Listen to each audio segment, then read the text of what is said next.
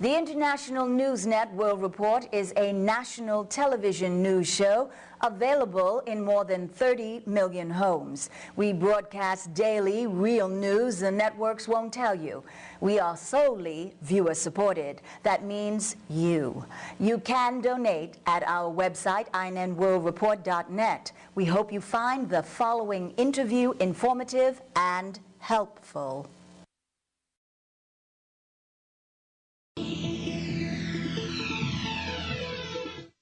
John Mearsheimer and Stephen Walt, with their controversial paper, The Israel Lobby and U.S. Foreign Policy, stirred up a very old pot back in the spring when they released their article, followed by the book.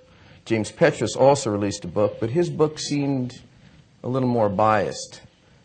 Today we have with us Grant Smith and his new book, Foreign Agents. Foreign Agents looks at the history of Israel's influence in the United States, tells a fascinating story of the Fulbright hearings up unto the Rosen-Wiseman case, which is coming up this year. Grant, welcome to INN. Thank you very much, Lenny.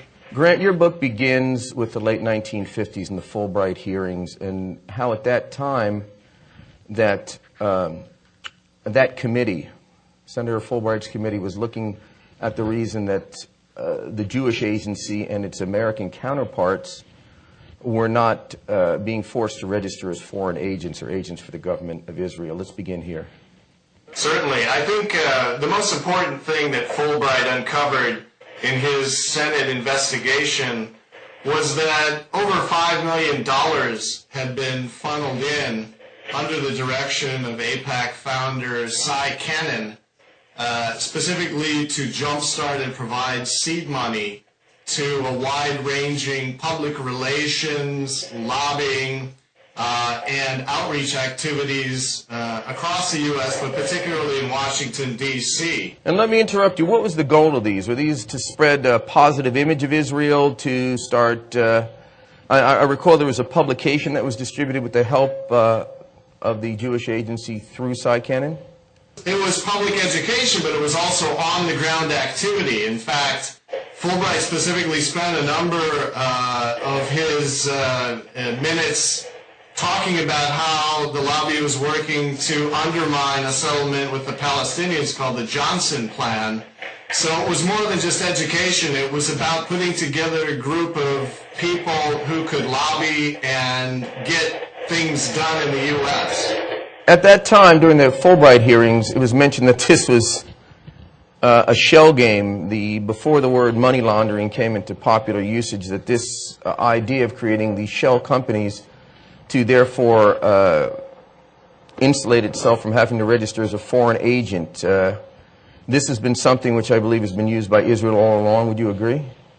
Well, yes. The whole point of what was going on was the Jewish agency was funneling money through the American Zionist Council, which would then pass it on to lobbyists like Kennan and do all sorts of activities that were not reported to the Department of Justice as required. And that was Fulbright's major point. He kept going over and over again saying, why isn't Kennan registering as a foreign lobby? Why isn't AIPAC registering as a foreign lobby? And the idea here was if they could set up shell corporations, they could violate the spirit, but they thought not the letter of the law. Fulbright was in disagreement with that.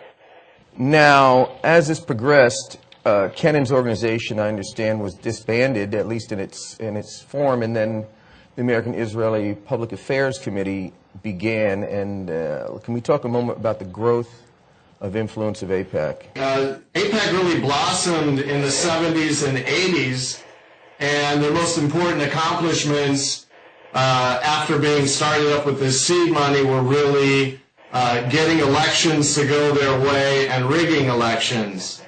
This came to light in 1986 when it was found that one of their directors, Michael Golod, was rigging the 86 Senate election race to get Alan Cranston elected to the Senate. Also, in 1986, they began directing, after setting up political action committees, directing them to finance candidates they favored all across the United States.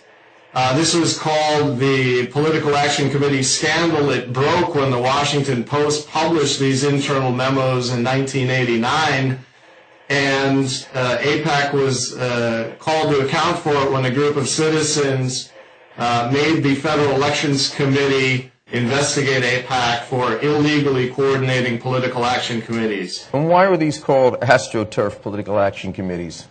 They're called AstroTurf because it's like a piece of fake AstroTurf. You lay it down in the desert or in the desert of Arizona or on the plains of South Dakota, and even though you don't have any people there, you can funnel money into an election and get your favored candidate into office. The illegality, however, is that a nonprofit organization like AIPAC is not supposed to be setting those up. It's not supposed to coordinate them. And it was found to be doing precisely that. Although it was not held to account, this went to the Supreme Court. The case lingers in the justice system today. But although it was found to have acted as a PAC, and illegally so, it's never been required to disclose donors or do any of the registration required of PACs.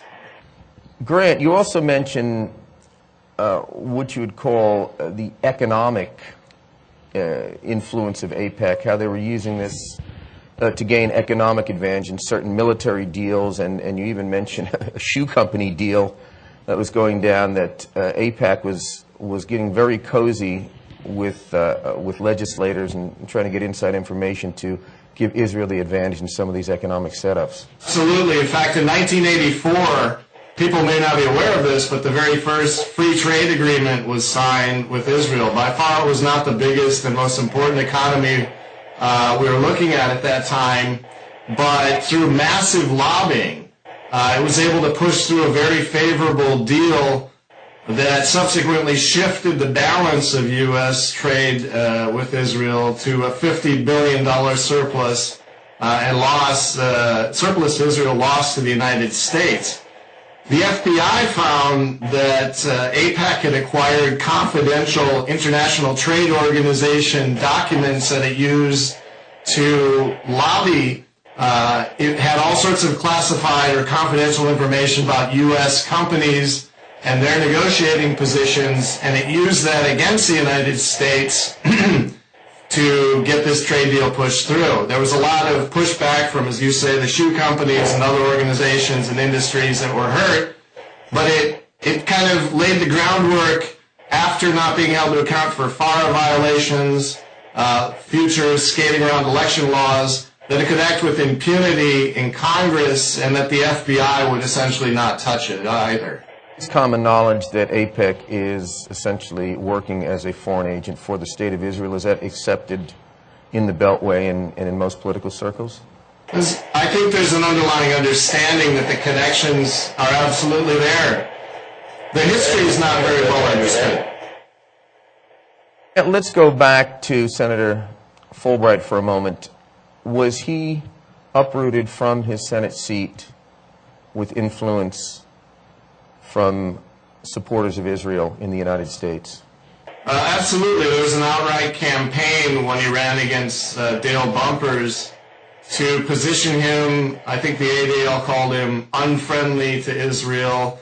There was definitely lobbying to keep him from ever becoming Secretary of State, although he was probably the most qualified senator to be nominated for that.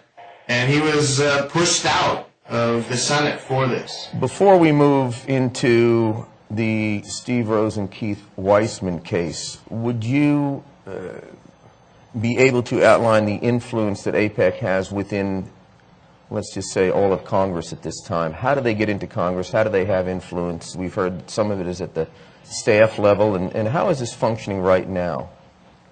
Well, according to one survey, approximately 80% of Congress members, and this is more than 10 years ago, had AIPAC alumni on their staff. The Congress is very well aware of the weakness of federal election laws and the fact that this is one lobby they can absolutely not afford to displease. So I would say that their hold on Congress is extremely strong. There's an